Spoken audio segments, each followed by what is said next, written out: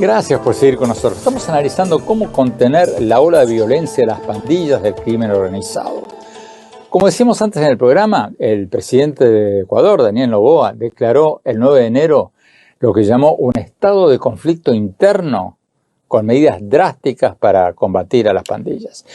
Y días atrás se convocó a una reunión de ministros de Relaciones Exteriores y de Seguridad de la Comunidad Andina para coordinar acciones conjuntas contra la violencia del crimen organizado. Tenemos con nosotros al ministro de Relaciones Exteriores de Perú, Javier González Olaechea, que como representante del país que va a ser anfitrión de esa reunión, la va a presidir. Hablamos con él mientras se encontraba participando en la cumbre del Foro Económico Mundial en Davos, Suiza. Vamos a la entrevista. Ministro, gracias por estar con nosotros. Ministro, usted ha convocado a una reunión de por lo menos comenzar las negociaciones entre ministros de Relaciones Exteriores del Pacto Andino para adoptar medidas concretas y efectivas, así lo dice el comunicado, contra el crimen organizado internacional. ¿Qué medidas concretas están analizando? La primera de ellas es compartir una data actualizada que no existe, de manera que de forma fehaciente todos los países podamos compartir una información online casi sobre las personas que siendo del Pacto Andino, la nacionalidad o extranjeros, estén registrados como miembros de bandas transnacionales criminales, en el entendido que el mapa del delito ha cambiado, se ha vuelto mucho más agresivo, letal, y en el caso de en algunos países, por ejemplo en el Perú, estamos conociendo una violencia inédita que conmociona a la población y a la que hay que darle respuesta más allá de nuestras fronteras. Pero ministro, usted me está diciendo que los organismos policiales de Perú, de Ecuador, de Colombia, no tienen un intercambio de información sobre pandilleros con antecedentes penales.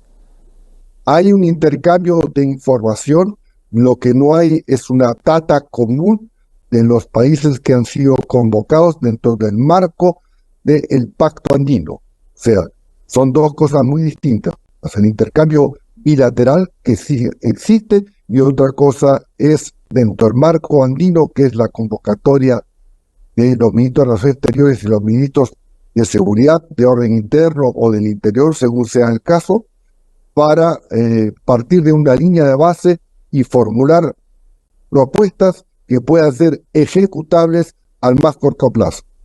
¿Qué otras cosas están pensando, canciller? Bueno, por lo pronto hay una voluntad de hacer un patrullaje.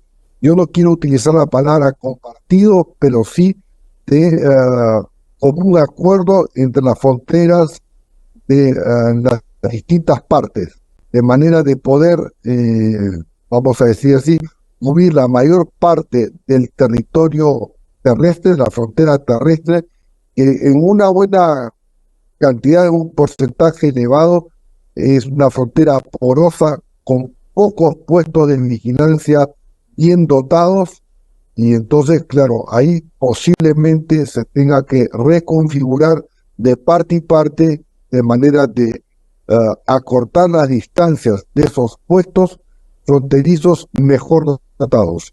Tenemos que ir a un corte. Cuando volvamos, vamos a preguntarle al ministro de Relaciones Exteriores de Perú si es cierto que ha pedido ayuda militar o de inteligencia a Estados Unidos para combatir las pandillas del narcotráfico. Y después vamos a cambiar de tema. Vamos a nuestro segmento El Innovador de la Semana con el emprendedor argentino que desarrolló un autito, un pequeño auto eléctrico que según dice se va a vender en apenas $8.000. No se vayan, ya volvemos. Gracias por seguir con nosotros. Estamos hablando con el ministro de Relaciones Exteriores de Perú, Javier González Olaechea, que ha invitado a los cancilleres y ministros de seguridad de los países de la Comunidad Andina a una reunión para adoptar medidas concretas, así dice el comunicado conjunto, a nivel regional para combatir las pandillas del crimen organizado. O sea, es un tema candente en toda América Latina, la violencia la delincuencia callejera de las pandillas. Sigamos con la entrevista que le hicimos mientras participaba en el Foro Económico Mundial en Davos, en Suiza. Ministro, muchos peruanos y ecuatorianos ahora están pidiendo medidas drásticas, como detenciones masivas de pandilleros, megacárceles como las que construyó Bukele en El Salvador. ¿Usted está de acuerdo en que hay que adoptar una mano más dura como la de Bukele en Ecuador y en Perú y en otros países o no? La población está prácticamente en muchas partes de la región y más allá del Pacto Andino, aterrorizada con el incremento de la violencia y del crimen organizado que, vinculado entre narcotráfico y otros delitos, pues no tienen prácticamente un freno. De manera que si es necesario endurecer las medidas, respetando la institucionalidad democrática y obviamente los derechos humanos.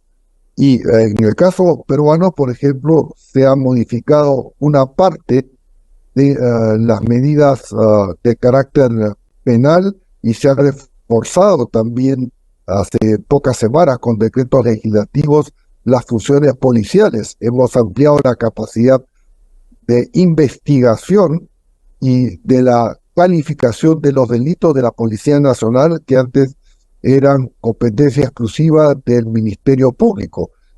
Ahora, la pregunta del $1.000.000, ministro, ¿cómo se combaten estas pandillas violentas que usted mismo están diciendo que están aterrorizando la población en todas partes, al mismo tiempo respetando los derechos humanos? Porque en su propio país, en Perú, el relator de las Naciones Unidas sobre el derecho a la reunión pacífica dijo que el ejército peruano usó fuerza excesiva en la represión a manifestantes antigubernamentales que dejaron más de 50 muertos a principios del año pasado.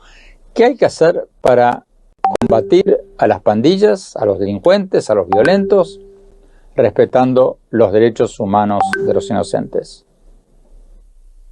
Bueno, en primer lugar, las afirmaciones de organizaciones, sin singularizar ninguna de ellas, que generalizan una respuesta o el acontecer de, concretamente, porque no he dado la respuesta, entre enero y 2022 diciembre de 2022 y enero de 2023, no se puede calificar bajo ninguna circunstancia de una acción sistemática, menos usar la palabra masacre, porque lo dice claramente el diccionario de la Real Academia, es una acción sistemática contra una población en general desprovista e indefensa.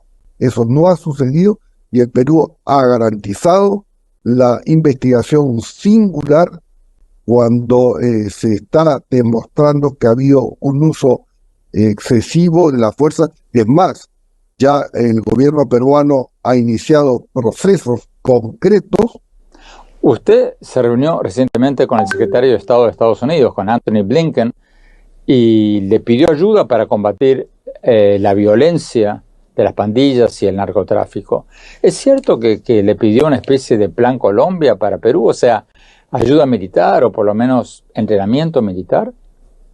Se le planteó la posibilidad necesidad por parte del gobierno peruano de tener un acuerdo marco de cooperación muy específico para que podamos contar con mayores instrumentos, con formación, con equipos, obviamente que van desde aquello que permite la geolocalización del delito, de las personas, la identificación de las zonas cultivables, coca, por ejemplo, que ha aumentado en una gran proporción, y el equipamiento y armas y equipamiento del personal adecuado.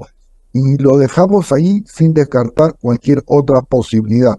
La próxima reunión con el secretario Blinken se va a dar en la ciudad de Washington, próximamente, fecha por fijar, en donde ahí sí pretendo, representando al gobierno peruano, aterrizar más puntualmente en qué consistiría este acuerdo que a las necesidades peruanas urge, y entiendo que también a los Estados Unidos les resulta muy importante, porque en este mapa del delito transnacional, y no hay que ser ingenuo, existen también, por así decirlo, circunstancias geopolíticas ajenas al continente.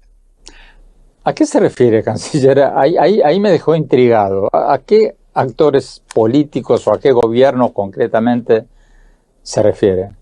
Me cuesta pensar antes, que te dejo intrigado, pero voy a contestar de todas maneras. Voy a decir, resulta con toda claridad que hay actores políticos, no necesariamente estados, que conforman parte de la nueva realidad de las relaciones internacionales, que tienen intereses muy puntuales y que, bueno, hacen circular sus dineros de forma más fluida que en otros continentes, porque tienen intereses muy concretos que en el caso peruano aterrizan en zonas fronterizas, en algunos casos para subvertir eh, el orden instituido, la democracia, y en algunos otros casos para hacerse de nuestros recursos estratégicos que aún no hemos explotado, pero que son evidentemente una fuente de riqueza eh, muy importante, que en los próximos años sustituirá al petróleo, por ejemplo. Canciller González Olaechea, muchísimas gracias por esta entrevista.